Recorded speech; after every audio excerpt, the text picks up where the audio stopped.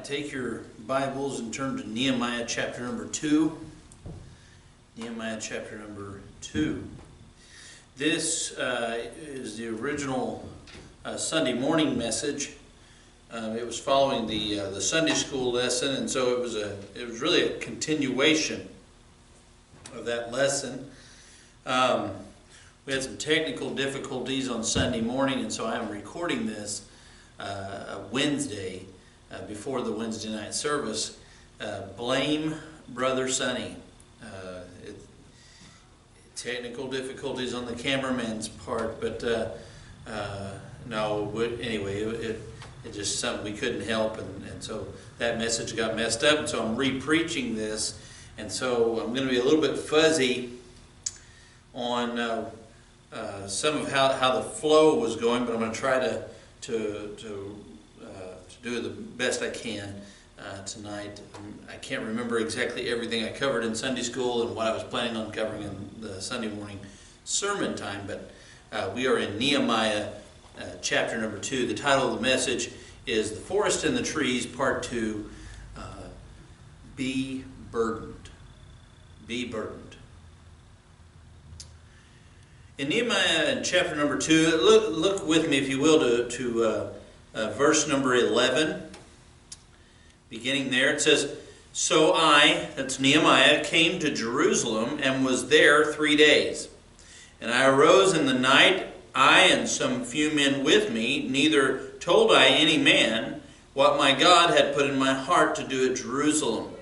Neither was there any beast with me, save the beast that I rode upon. And I went out by night by the gate of the valley, even before the dragon well, and to the dung port, and viewed the walls of Jerusalem, which were broken down, and the gates thereof were consumed with fire.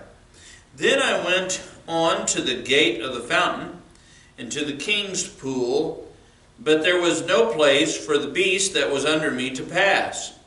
Then went I up in the night by the brook, and viewed the wall, and turned back, and entered by the gate of the valley, and so returned. And the rulers knew not whither I went, or what I did, neither had I as yet told it to the Jews, nor to the priests, nor to the nobles, nor to the rulers, nor to the rest that did the work." What I want you to notice here, what I would tell you that Nehemiah is doing here, is he is inspecting the trees. He's inspecting the forest. He's trying to get a sense of the bigger picture of what's going on with the walls of Jerusalem. And so he's wanting to see, okay, so how can I approach this bigger picture? He's trying to take it in. I want you to know there's a time to do that. There's a time in our life to take stock of the forest, to try to get the bigger picture of what's happening around us in whatever area of life you're talking about, whether it be your career, or your relationship to God, or your relationship to people. Sometimes it's good to take a step back and try to get a view of the bigger picture. Nehemiah chapter 3 is a little bit different. It goes through, and we're not going to read it because it's just.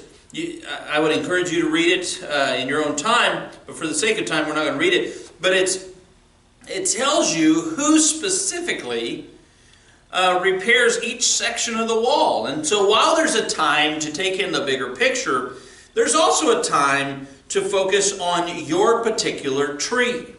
And so really, I would point that I believe the Bible would have us be aware of both. You be aware of the big picture, but there's a time to focus in on your tree as it pertains to the rest of the forest. Now let's read a little bit, and I'll show you what I'm talking about in chapter 3, verse 1. It says, "Then Eliashib, the high priest, rose up with his brethren, the priests, and they builded the sheep gate." Okay, so they builded the sheep gate. "They sanctified it, set up the doors of it, even unto the tower of Mia, they sanctified it unto the tower of Hananiel." So that tells you they built a section of the wall. Did they build all of the wall of Jerusalem? No. They built a section of it. Verse 2, "And next unto him builded the men of Jericho. And next to them builded Zachar the son of Imri." So they have a section, the men of Jericho have a section, And then Zachar, the son of Imri, he has a section that he's working on with his family and his servants. Verse number 3. But the fish gate did the sons of Hassenaah build, who also laid the beams thereof, and set up the doors thereof, the locks thereof, and the bars thereof. And next unto them repaired Meremoth, the son of Urijah, the son of Koz. And so on and on, this whole chapter is the same. It just continues with that train of thought. It's explaining who is repairing each section of the wall. Okay, so Nehemiah takes in the whole forest. He rides around, inspects the whole wall, and then he says, hey, look, each one of you is going to have a tree.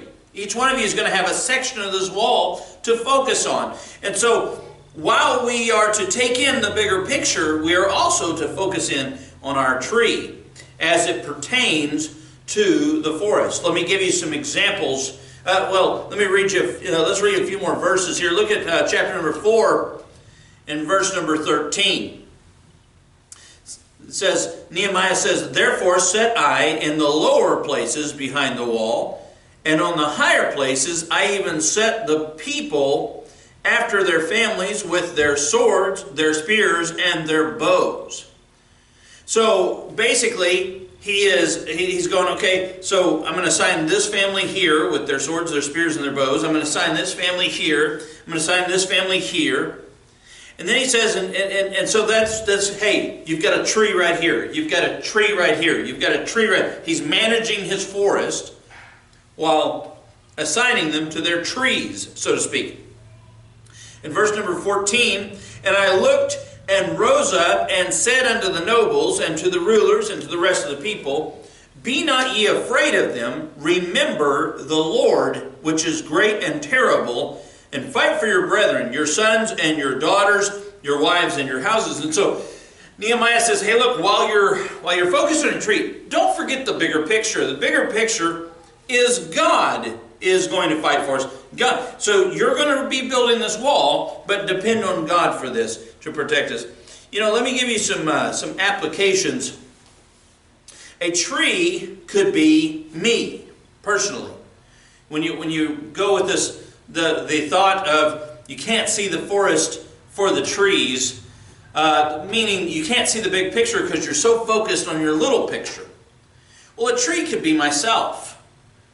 And while sometimes there is a time to focus on myself, there's a time to recuperate, there's a time to rest, there's a time to eat. There are times where I have to help get 6 kids dressed and ready to go somewhere. There's also a time I better remember to take care of my tree. I better take care of me. So a tree could be me. The forest could be my family. And while I'm trying to keep an eye on the bigger picture, I don't need to neglect myself. At the same time, I don't need to be focused on myself all the time. I need to serve my family. And so there's a forest and tree aspect there. The tree could be my family. The forest could be the other families in our church. And I've got to focus on my family. At the same time, I have to focus on other families in the church. And so there's an application there as well. In this context, think about this. Maybe the tree is peace. And, it's the peace that they're enjoying now. There's no conflict yet. There's no battle yet. But what was Nehemiah preparing for in verse 13?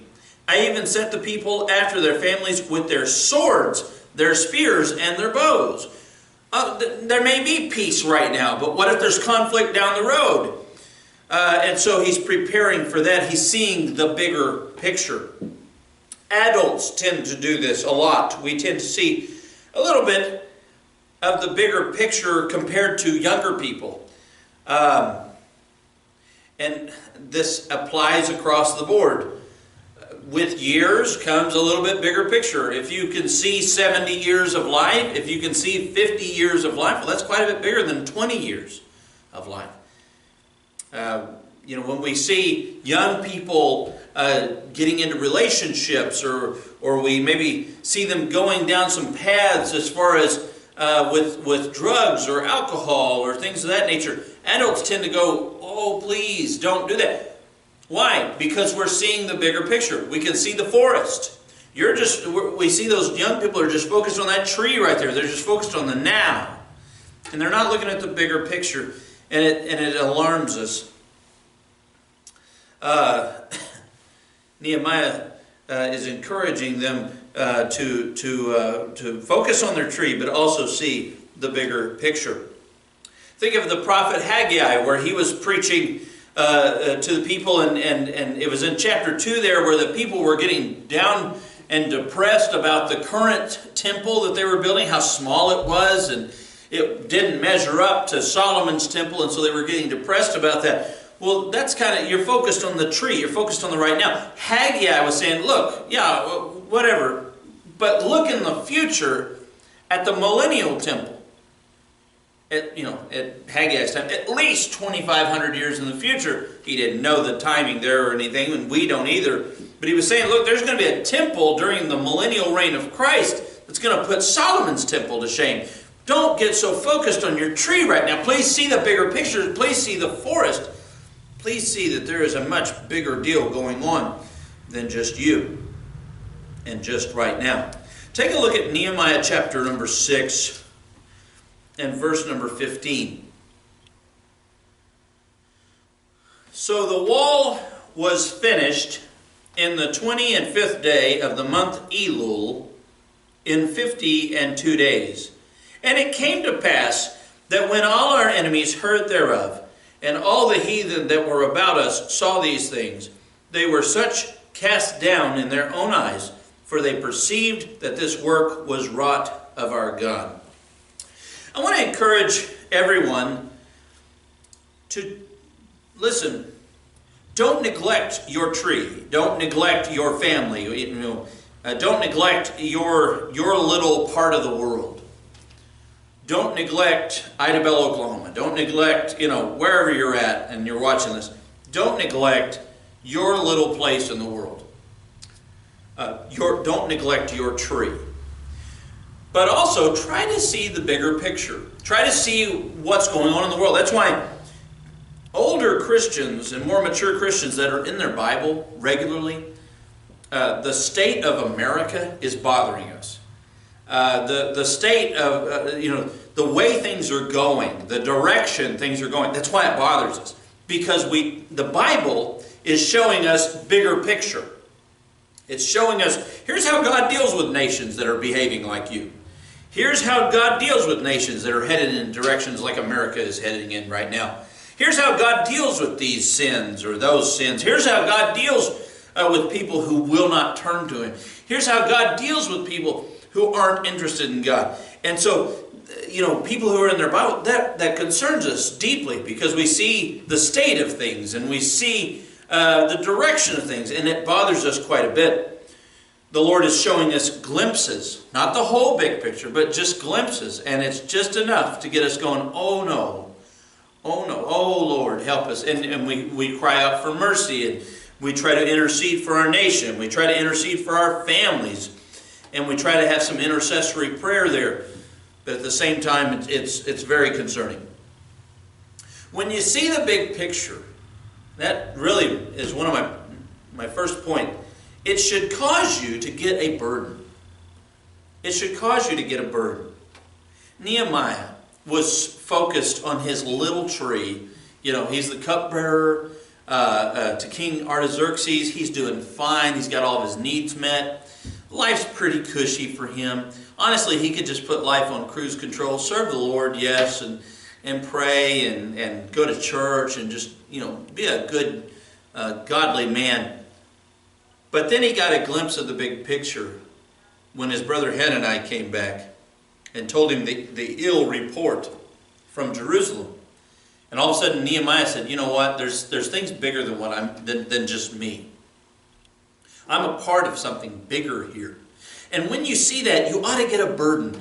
I'm not saying you got to drop your job like Nehemiah did and go off to Jerusalem and rebuild the walls. No, this was a one-time, but maybe it has different application in our life. And when we see the big picture of what's going on in America, what's going on in our community, what's going on in our schools, I'm reading a book right now about a guy he's very active in veterans, military veterans. He's very active with them, and he was aware of issues with veterans coming back. But when he actually started getting involved and started seeing the bigger picture, man, it just lit a burden and lit a fire in him.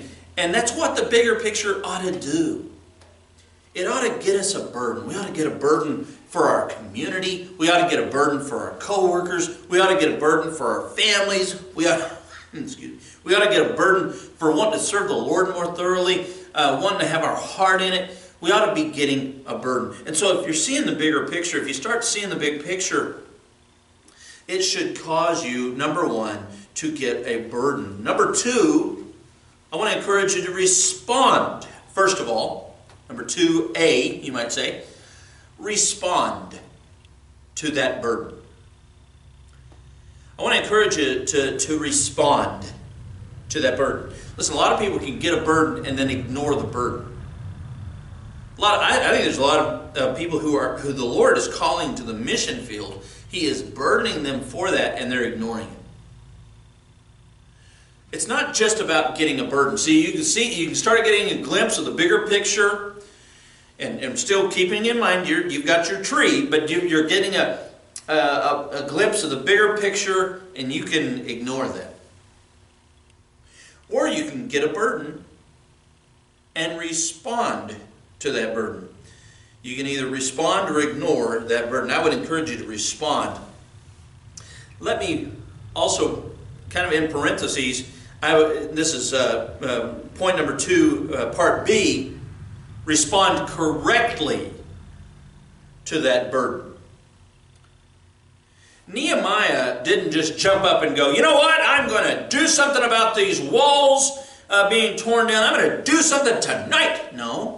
The Bible tells us, and I believe we looked at this in Sunday school, is why I didn't go back over it, but the Bible tells us that he set himself to mourn and fast. It says in chapter 1, verse 4, and it came to pass when Nehemiah heard these words that he sat down and wept and mourned certain days.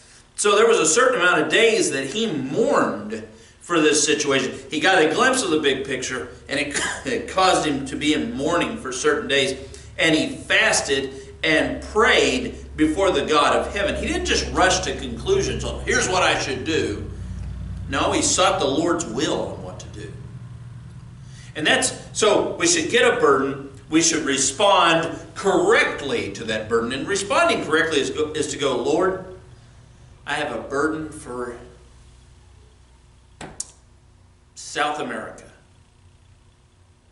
But Lord, is this burden you're giving me? I want to respond correctly to it. So, do you want me to go to South America? Some country there that you haven't revealed yet? Or do you want me to give to missions? Do you want me to help support other missionaries that are going to South America? Is that what you want me to do? You know, and respond correctly to the burden by seeking the Lord's will through prayer, but possibly even through fasting. And here Nehemiah sought the Lord's will through fasting. And so I would encourage you to get a burden and respond correctly to that burden. Thirdly, once you've gotten a burden, once you've caught a glimpse of the big picture, you've gotten a burden, and you're responding correctly in the early stages of that burden. Thirdly, follow through with that burden. Whatever the Lord is telling you to do, do it. Whatever He starts making very clear to you, do it. Sometimes it's get busy while He's revealing what to do about that burden. I have a missionary friend right now that he felt in Bible college that the Lord was calling him to the mission field, but he wasn't sure what mission field. Then the Lord made it pretty clear to him that it was going to be Asia, but he wasn't sure where in Asia. And so until the Lord revealed that to him, he was going to help out wherever he could. And so he started helping out a church, and I think he's been with that church for a couple of years now, and he's just been praying, Lord, if you want me to go to the mission field, show me where. Until then, I'm going to get busy here and until you make it very clear where you want me to go. And the Lord seems to be narrowing that down for him. But that's a very mature way to view this. He's seeing the bigger picture. He's seeing, hey, there's other continents out there. There's other countries out there. Okay, so big picture.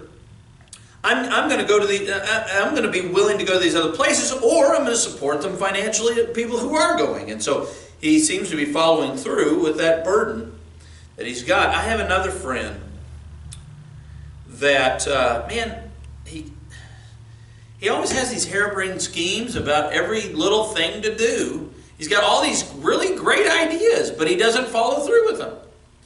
And he'll get these really great ideas on how to be a blessing, how to spread the gospel, how to do this, how to do that, and yet he never does anything about it. All he does is tell me about it like I should do it. And my problem with that is I've got plenty of burdens myself. I've got plenty of things that the Lord is burdening me about. And I believe the Lord's wanting me to do. If the Lord's putting that on your heart, maybe that's your job to do. Follow through on your burden. Yeah. You know, I would encourage everyone to try and get a glimpse of the bigger picture of the world that's going on out there around us. You don't have to focus on the big picture all the time. In fact, most of the time you do probably need to spend focused on your tree. But you can be so focused on your tree all the time that you forget about the big picture. You forget that there are lost souls in Africa and in Asia and in Europe and in South America and in North America and in Australia and maybe even some in Antarctica. But you tend to forget that that is happening around you.